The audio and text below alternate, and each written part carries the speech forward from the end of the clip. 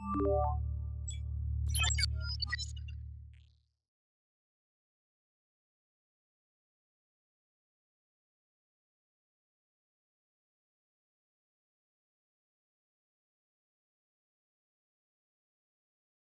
the next all-new episode of Demon Slayer Kimetsu no Yaiba Mugen Train. So, this is how it is then. I will see my duty fulfilled! Set your heart ablaze. Overcome your limits. I am the Flame Hashira, Kyojuro Rengoku! Demon Slayer Kimetsu no Yaiba Mugen Train. Saturday at midnight. Only Toonami on Adult Swim.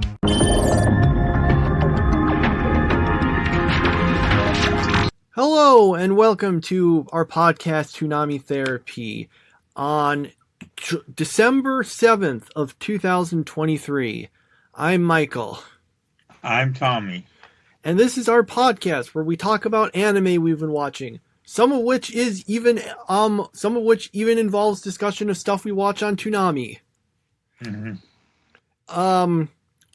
Something I wanted to sometimes I usually put these things towards the end of the podcast, but I want to mention it at the start. Did you hear anything about that like thing at the Young Thug trial? I have no idea. Okay, because this kind of got a bit of attention, and I wanted to share because I thought it was really funny. So it's a trial of like this rapper named I think like Young Thug. Now I don't know a lot of the specifics don't matter, but he and some other people were charged, and one of them was someone named like Rodalius or something. Anyway, the reason I mentioned that is because the lawyer for that other person, Rodalius, when they were talking, they said something that kind of went a bit mimetic, and I'm just going to read it out loud to you. So apparently the point they were trying to make was that their client shouldn't have even been charged in it. They weren't like an important part of the trial. So they said, I transcribed it, so I'm going to even include a part where they say something and then correct themselves. So they said, "This reminds me of this anime named Bleach, where it's 16 seasons. Every episode is about 18 to 20 episodes. Every season's 18 to 20 episodes. And they have season 4 and 5, they have these bouts. They're the villains of the whole thing in season 4 and season 5. The main characters are trying to get them out of Soul Society. You go to season 6, you don't hear about the bounce. You go to season 7, you don't hear about the bounce. Why don't you hear about this important characters? Because they're filler characters. It's a filler season. Me and Rodalius, we're fillers. We're not integral to the story." Oh man,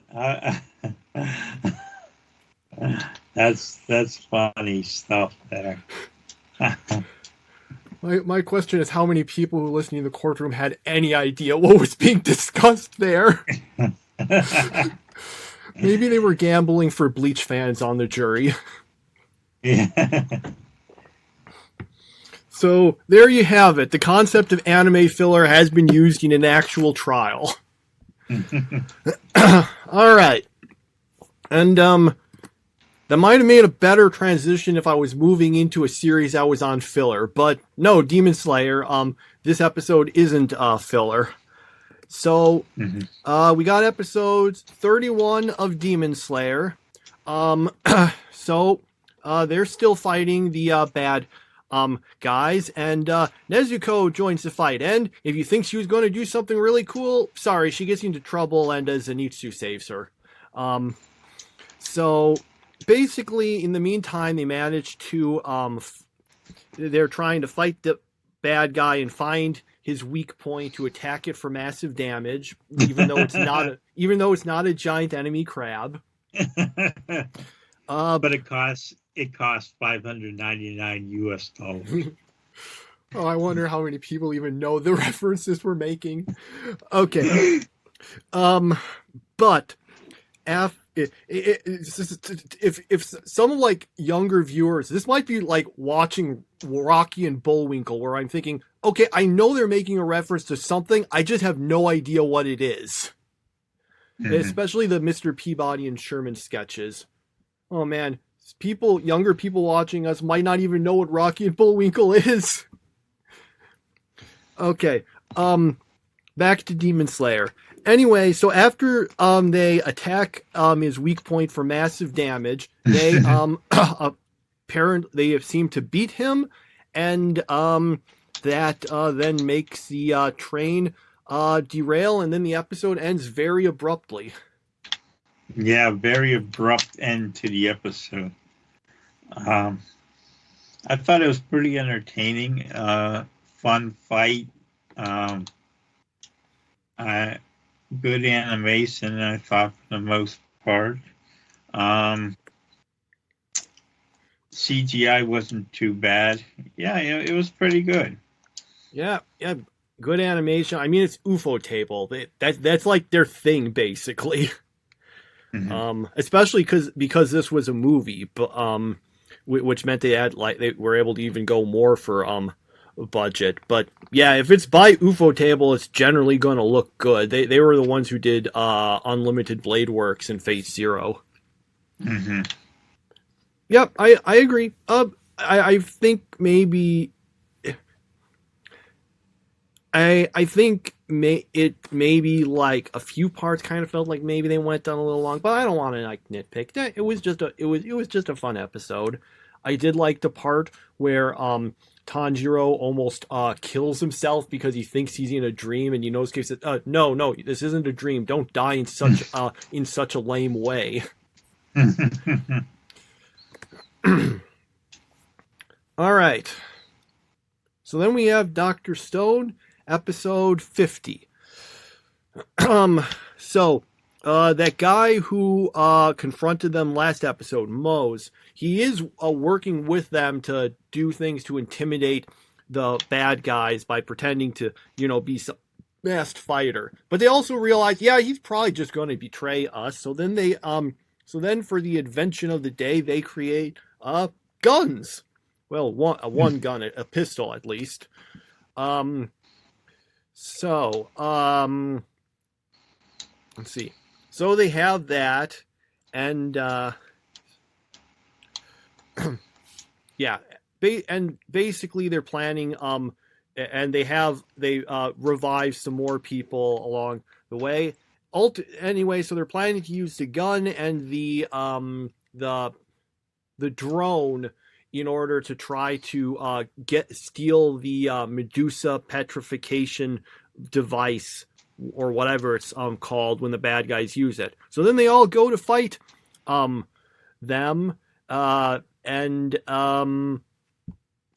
basically they're going up against the other guys with their plan to try to get the weapon in order to defeat them.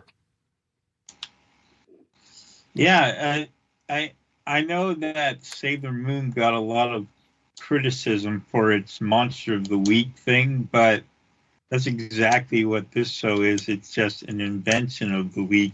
And this invention, I don't exactly understand why they made a gun, because I highly doubt they're going to kill anyone with it. So, but yeah, you might need a gun if you don't want to bring a sword to a gunfight, I guess.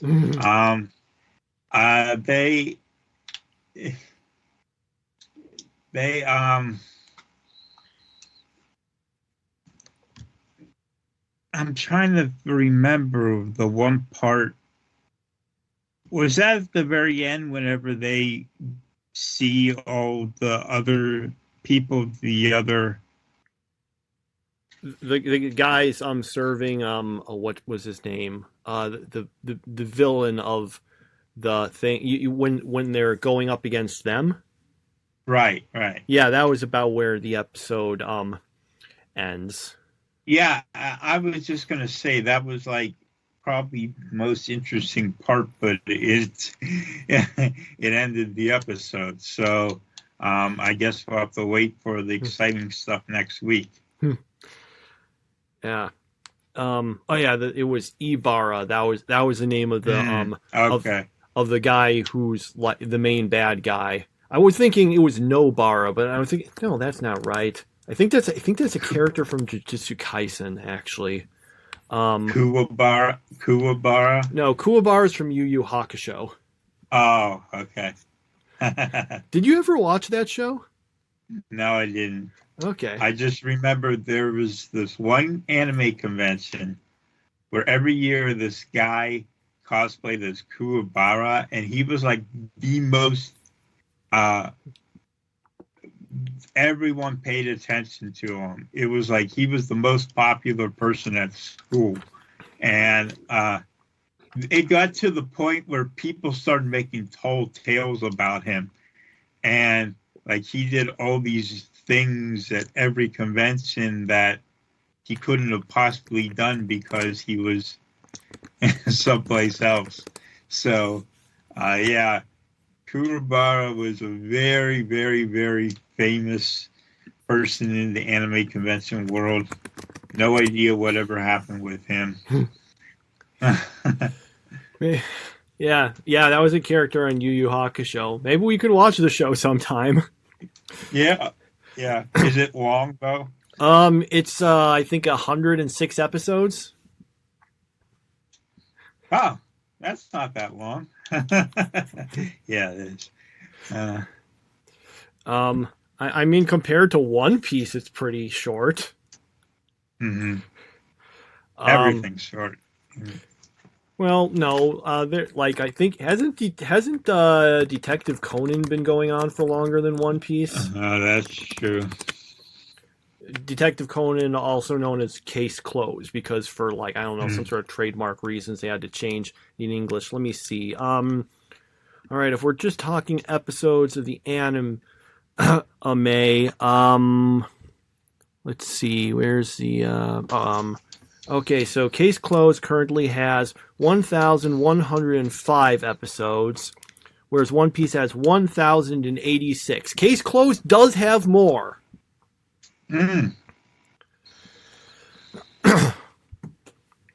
Of course, Case Closed is also like really episodic, where so you can like just probably jump into later stuff much easily, whereas One Piece, it's like you kind of need someone to explain stuff to you. That's what I needed. Yeah. Well, I mean, you're not. I mean, they explain some things, but they could still explain more. Like, I mean, yes, we are very much aware that the second half of the Grand Line is called the New World, and that Gold Rogers and his crew were the only pirates to ever completely navigate these waters, and that Luffy, who wants to become king of the pirates and ate the gum gum fruit, sets sail into adventure with his crew. And I'm not saying it word for word, which is weird considering how many times they've repeated that over and over, but I still can't say it all exactly. Yeah, you'd have a hard time on the Amazing Race, I guess. I mean, I can get like the general gist of it. I just can't do it word for word. And that gives us... Did I lose you there? I don't think so. Okay, sorry. Okay. And that then is the perfect transition to One Piece. Yeah. Episodes 644 to 645. So Luffy is still fighting against a bunch of gladiators, most of which the other gladiators are fighting against each other, and most of these fights involve characters we don't care at all about, but we're gonna get our time on them, I guess. So they're still going on in this. I don't think Luffy's beaten everyone in his group yet. So let's see. I got that, but what was the other things that happened? Sorry, we're recording this a little later than we usually do, so my mind is harder to figure things out. Harder to remember things. It's a wonder I can do good talking still.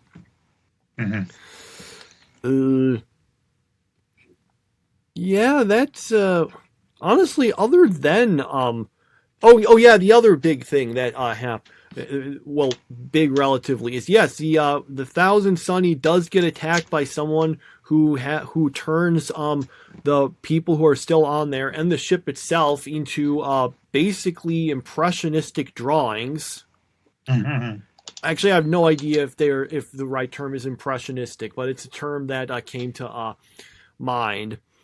So we have that, and then there's a whole lot of, like I said, gladiator Colosseum fighting, and I don't remember much else going on other than I think we saw some stuff with Zoro briefly. Yeah. And I forget what was going on with him. He's still running around. Mm-hmm. Yeah. Not from poison gas, but he's running around. Mm-hmm. These episodes just were not that interesting, I have to say. I was just like, usually I'm like falling asleep at the time that One Piece comes on. That wasn't the case this past week, but it was still so boring that it probably could have put me to sleep. I don't understand what Luffy is doing.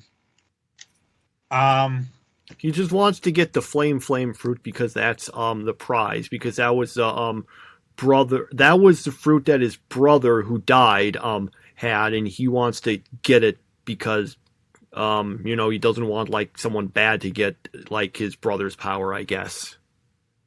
Because if you eat a devil fruit and you die, then the devil fruit just appears in a random place in the world and can be eaten by someone else. Yeah, I'm just confused on why he's abandoned his entire crew to go on this quest.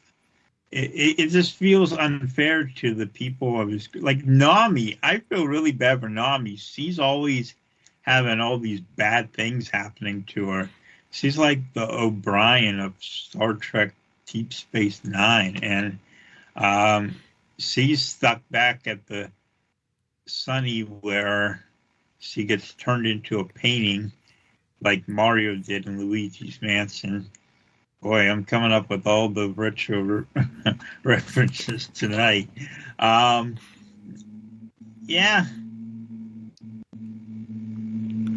I think the problem I have with all of the fighting stuff is the fact that, okay, so I know some later stuff about this arc. I know some of the people in the arena actually end up being important later on in the arc. I just don't think we need to spend this much time on all of these fights when most of the guys don't seem like I don't think end up mattering at all. So now, of course, part of this again is just a casualty of the fact they pad everything out because you don't want to catch up with the manga, and they generally refuse to do filler arcs or take breaks like almost every other anime does. Mm-hmm. All right, I don't have anything else to say about One Piece then. All right, move on to the non-Toonami stuff. Yep.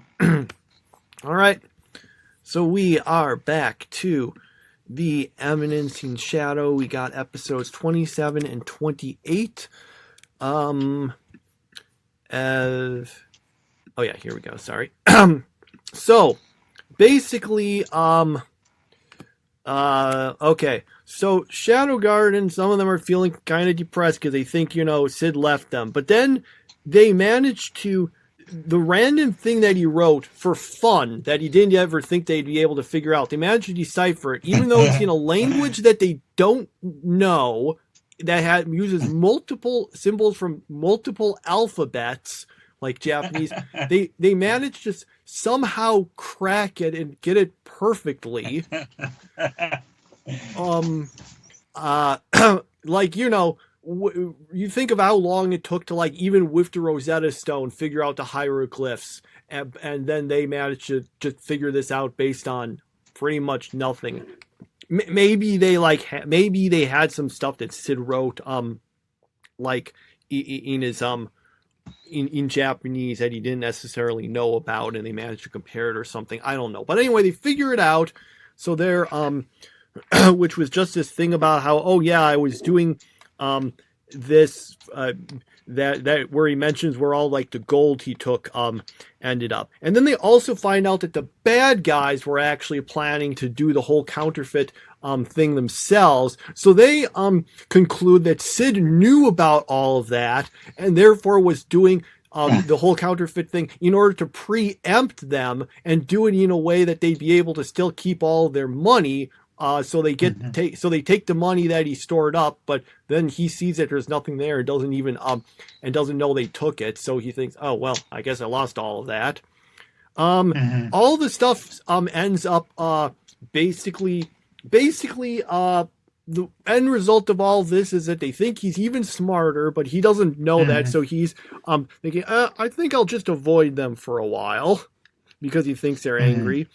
That person he was working with, due to more misunderstandings, ends up thinking he's a great guy, and then finally he misinterprets something that someone said and thinks that there's something hidden, like buried. So he spends a bunch of time digging things out, but then doesn't find anything. Although Delta ends up finding something, though we don't know what it was. So that's the first episode. Concluding that John Smith arc, I guess. Then the second episode is the swimsuit episode where a bunch of the characters go to some water park, and nothing important happens really. Apparently this episode was like straight up filler. Actually, it had to have been. That second episode was just a waste of time. But the first episode, I just love that scene where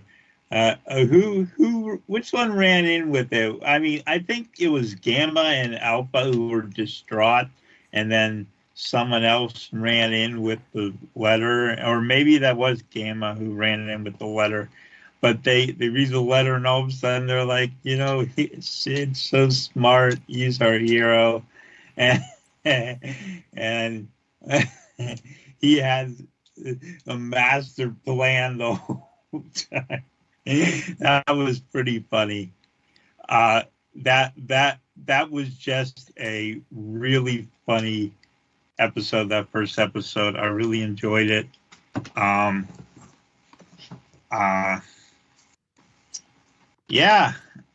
second episode, there wasn't much good to say about it. So, yeah, I mean, I don't like fan service episodes to begin with, but even beyond that, it was just boring. Like if you're someone who desperately needs to see these characters in swimsuits, you can find that easily online and save yourself half an hour. So yeah, the first episode, I mean, it's the sheer extent of how everything worked out perfectly was pretty extreme, even by this show's standards. So I'm kind of in that situation where like, okay, that's funny, but wow, that's kind of strained anyway.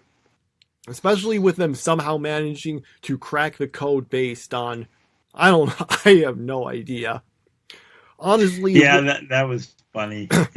what I would have been the funniest is if they thought they cracked the code and what they came up with was actually nothing at all what it actually was.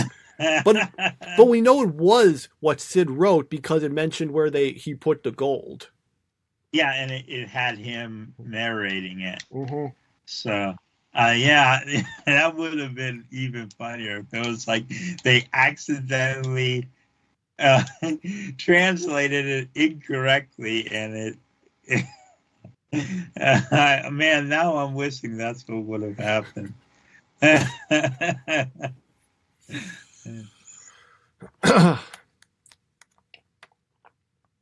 Okay, so yeah, we had the first episode was decent. The second episode was one of the worst of the series. So I don't really know how it all averages out.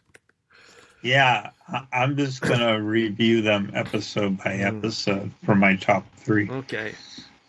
All right. So after that, we've got Spy Family episode 30. All right. We're done with, it seems like we're done with all these like,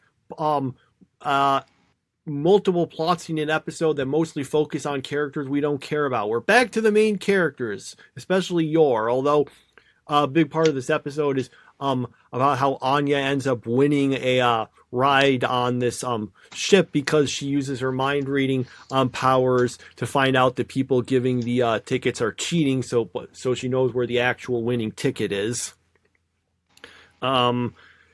Meanwhile, so Yor's assigned to that same ship on an unrelated matter because she's supposed to basically serve as a bodyguard for some people who are trying to escape because that have assassins after them. So basically, due to these events, all 3 of our main characters are ending up on the ship, although Yours covers stories that she's doing it for work. Yeah, this episode was kind of mostly set up. Although I really liked the line where I can't remember exactly what she says, but Anya says something like, "I'm going to go on that ship and it'll take me on a world of adventure." So, yeah, this one had some kind of funny jokes, and it's a lot better than most of the previous ones this season. Yeah, I really enjoyed, especially that raffle part. Mm-hmm. That was enjoyable. I was hoping there would be like a bigger scheme go on there, that it dragged them into like a big complicated thing, but that kind of just got hand waved. That it was like, okay, they wanted that, and it was like, well, if those guys wanted to cheat it so bad, why didn't they do more when Anya won the prize? They should have done something in retaliation. But I digress. My biggest problem is not really much of a problem, but I feel like Yor never gets to be an assassin. She's like, that's her trade, but like, we hardly ever get to actually see her do it. And I just wonder why, because we get to see Lloyd being a spy all the time. We get to see Anya being a psychic all the time. It's like, no, we can't have Yor being an assassin. She's got to protect someone. It's like, well, protection and assassin are 2 totally separate things. So, yeah, I don't like that, but I've heard that this arc is pretty good, so I'm excited to see what happens next.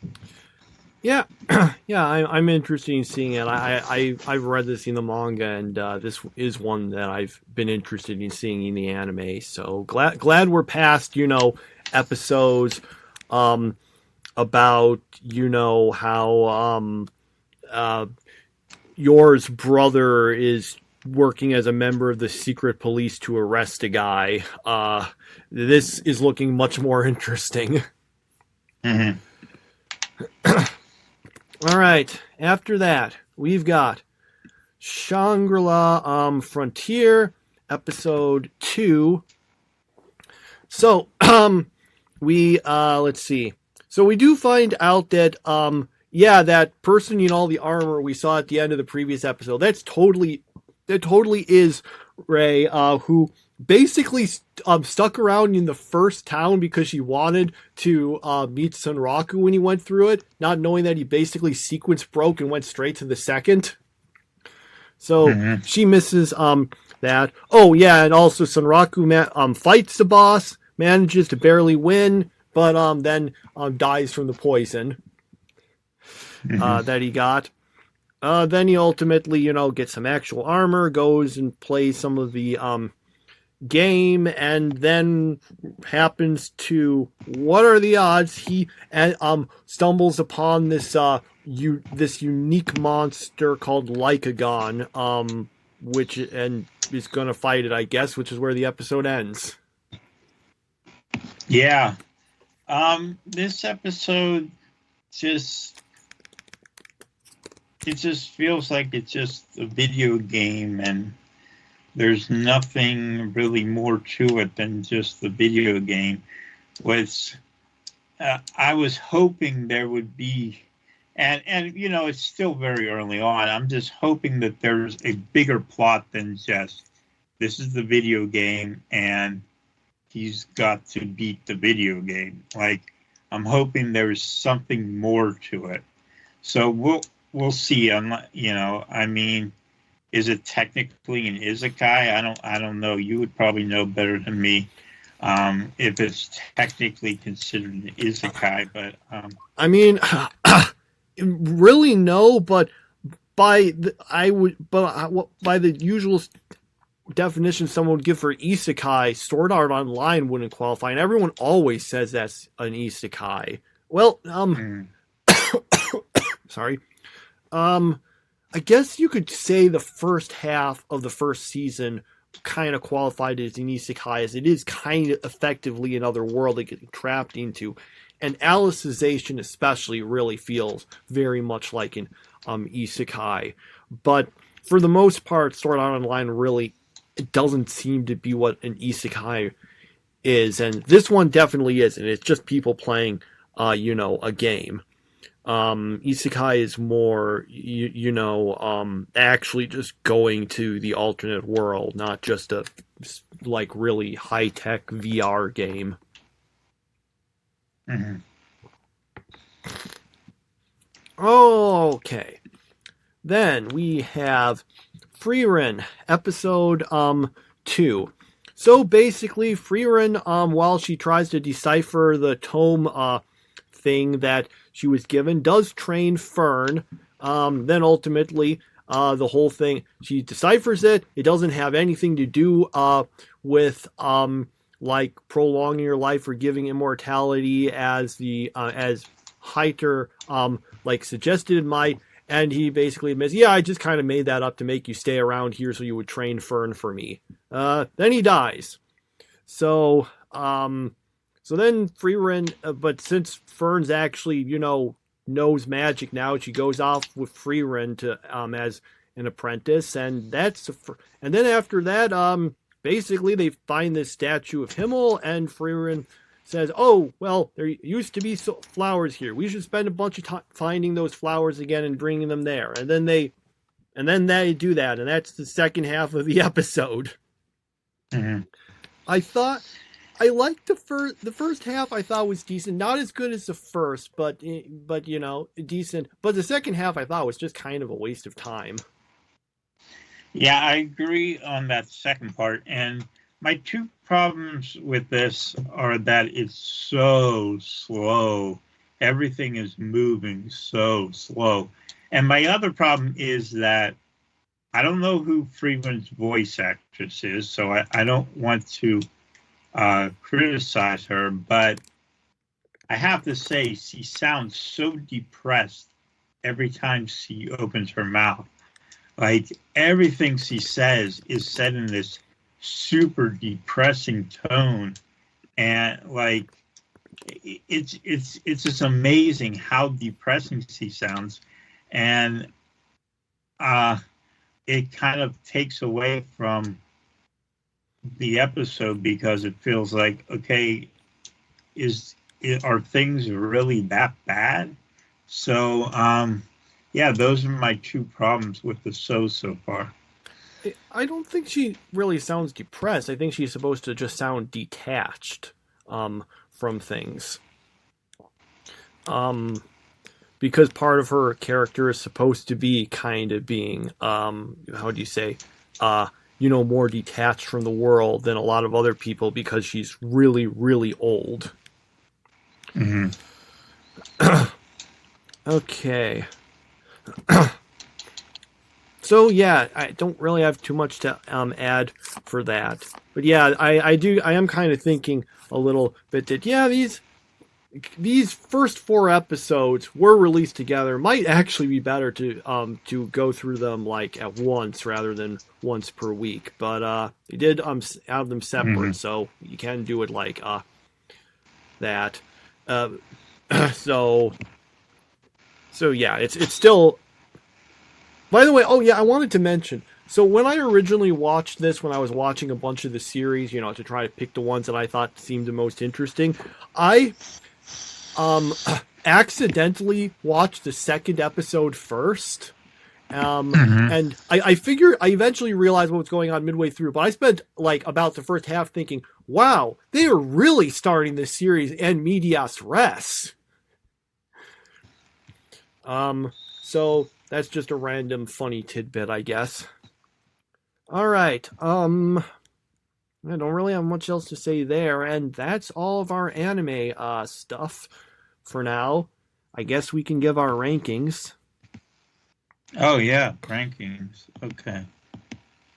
Oh, surprisingly, Snafu isn't on here this week. Huh? No, we'll be getting back to that in I think like 2 weeks. But we'll be getting back to that soon. Okay. So did you want to go first, or did you want me to? I'll go first. I have Demon Slayer in 3rd place. I have Spy Family in 2nd place. And in 1st place, counting just the first episode, I have The Eminence and Shadow.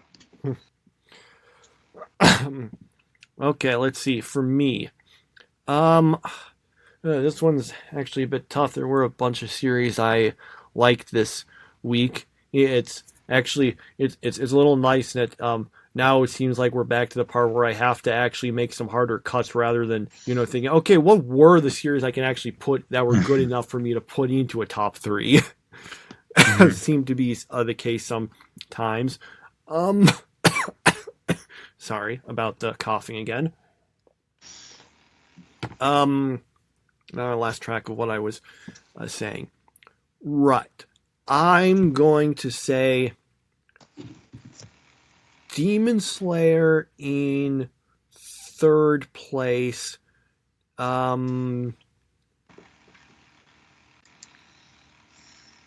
I'm suddenly, as is often the case, I'm saying something and then I change my mind. Okay, whatever. I'll just put them like this. Yeah, I'll put Shangri-La Frontier in 3rd, Demon Slayer in 2nd, and One Piece in 1st. Not One Piece, sorry, Spy Family in 1st. I was like, wow, One Piece, man. I didn't realize it was that good. Yeah. Yeah. I will say that Dr. Stone just missed out on 3rd place, so it deserves some credit, but it won't get anything in my nice little yeah, Dr. Stone would have been here. My 4th place. In fact, this chart is going to become very important because we are quickly coming up on our world famous year-end episode, and so that ought to be interesting. Yeah. All right. So that's the end of our anime discussion things. All right. So if you don't want to hear us talk a bit about The Amazing Race, you can just check out now. Don't know. Yeah. Only problem is because of our different scheduling, we've got 2 episodes and that we watch, and I'm struggling to remember what happened in the first of them. Let's see. That was the one where they were. Let me see if I Man, I'm just on a complete blank as to what happened in the previous. I remember the last episode because we saw that was yesterday, but the one before that, I'm thinking, what happened in it? Who was even eliminated? I can't remember. Mm-hmm. It's oh wait, that was the one where they were in Sweden, right? Last episode? Not Yeah.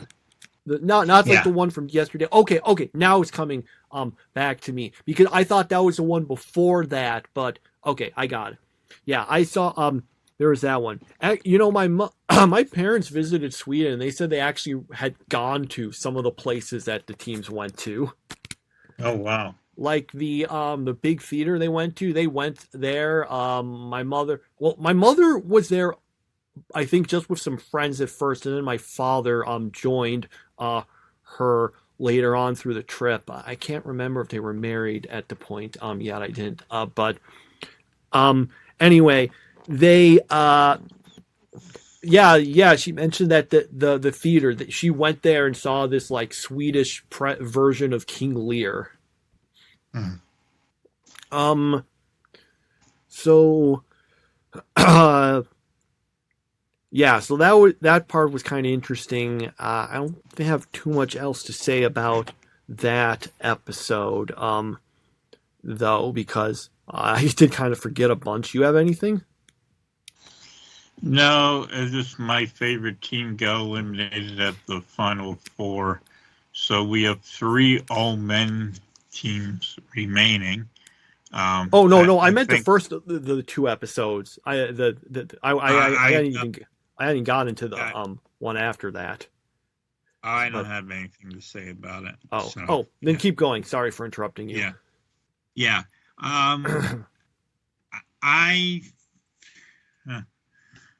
I feel like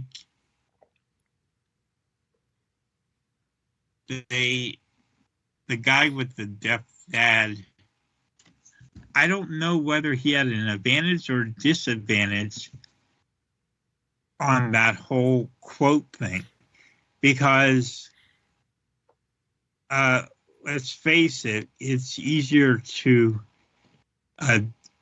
probably do things with your hands than it is to memorize all these crazy words and stuff. Plus, how did they have someone there who was skilled enough in sign language, American Sign Language, to be able to realize he got every single word right? Because let's face it, there isn't a sign for like every last word. I mean, there is, but he wasn't giving like 100 signs. So I don't know if he had like an advantage in that challenge. I don't know. This season, again, is reality TV, which means it's fake.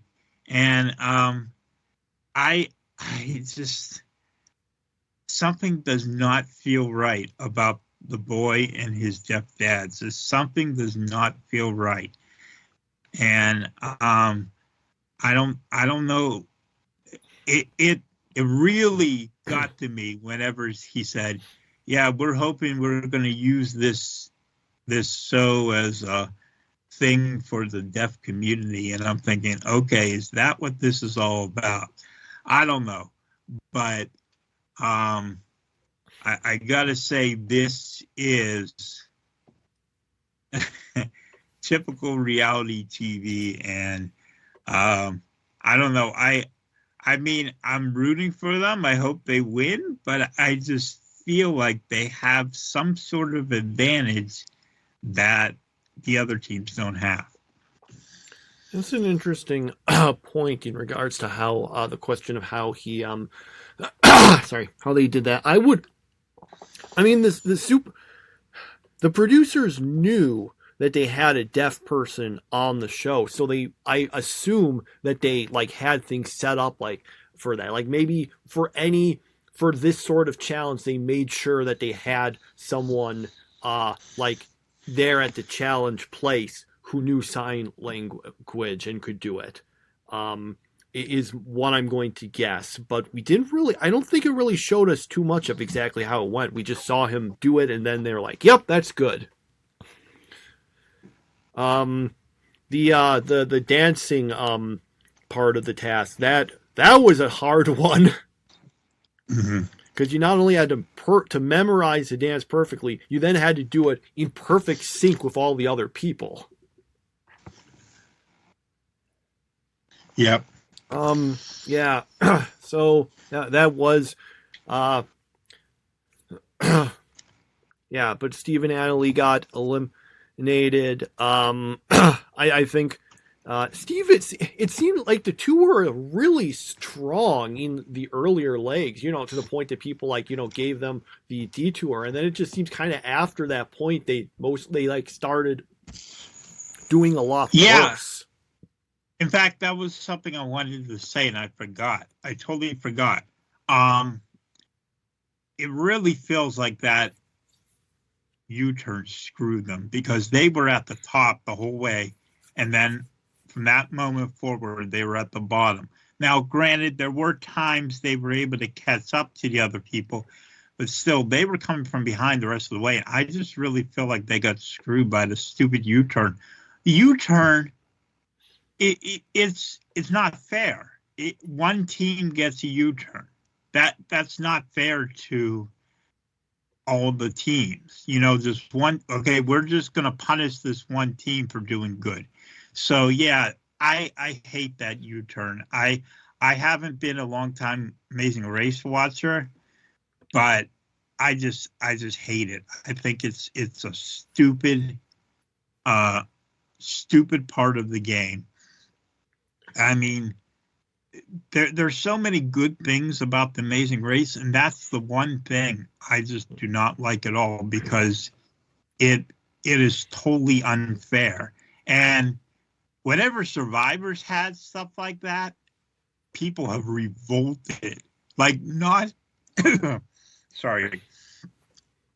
only fans revolting, but players revolting, where there was a twist that was so unfair that Probst got hammered by the contestants for like over an hour at Tribal Council. They were just giving it to him because it was such an unfair advantage. And as a result of that, he ended up taking it out of the game because the players were so angry. So, yeah, I wish there was no U-turn because I think, again, it's just not fair. So that's my thoughts on it. I'm not huge on the U-turn either, but I still have to say, well, the way they did it this season, where they just had everyone vote and someone got it. I like that more than the way it was in previous seasons, where it's just hey, I'm doing really well. Okay, this person behind me gets U-turned. Where it's just too much, hurting people in the back. Where at least here, it's not necessarily that. So I don't like it, but I still think it's better than it was. Yeah, I did. Yeah, that's an interesting point. They did definitely drop off after the U-turn, and I can't which is interesting because it only really hit them in one leg. The after legs shouldn't have really had an impact on them, but I don't know if it hit. It had like an effect on their performance or what, but it is notable the way that worked out. It seemed like they were arguing with each other more often afterwards. That might have had an effect, but then again, the thing is, we only see what the editors show us. We have no idea, if they were doing that before, or if maybe the other teams are doing it and we're just not seeing it. You never know about those sorts of things. Mm-hmm. So we got 3 people left. Who do you think will win? I'm going. Go ahead. Okay, I'm going to guess based on things. My guess is Man, I'm looking at the names and I'm thinking, okay, which one? I can't remember their names. They're to me, they're just like, okay, there's the team with the beards, there's the team with the father and the son, and then there's the team with the two black guys. The computer scientist. Computer scientist, yeah. Yeah. So I think though the computer scientist, yeah, that's a much better way to put it, I guess. I think that they're going to win. That's my guess. Well, that's funny because that was exactly what I was going to say. I think not just for editing purposes. It just seems like they know they are really good at this. So I'm not saying they're going to win because, okay, things have been edited that way. I really feel they've been the best team. They know, but whenever you include the editing in, the editing tells me that Rob and Corey, whenever they said that thing about we want this thing to be good for the deaf community, that gave me the idea. It's like, okay, that's where their storyline ends. So they have this big victory here, and now they're going to come up short. As for the bearded guys, again, they feel like they're just like kind of a silly, underdog story, and they're not going to win. But I feel like, yeah, it's going to be Greg and John. They're going to end up winning, which I wouldn't mind. Again, I like Rob and Corey, but at the same time, they're just too much. I just have just such a bad feeling about it. It just feels like something's not right. But that's for the messaging boards to decide, and not me. Reddit can decide that, or Survivor Sucks, if that still existed. That was a fun site, by the way, back in the day. Survivor Sucks. I don't know if it exists anymore, but it was just think of like your typical message board, but like completely everyone's a troll. So yeah. There is a message board on Kappa Talk called Survivor Sucks. I assume it's based. I don't know if it's, a continuation of that exactly, or if, the original one went down and someone else just made one with the same name, but there is at least a message board with that name, yes, which you'll find if you search for it.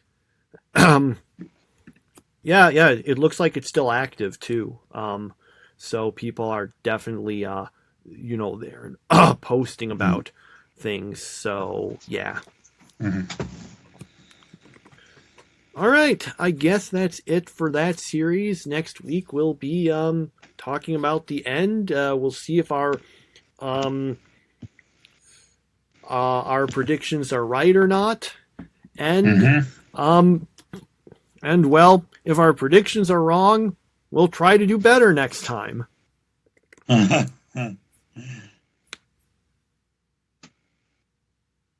Yep. Anything else? No, that was it. Okay, then I will have to say bye.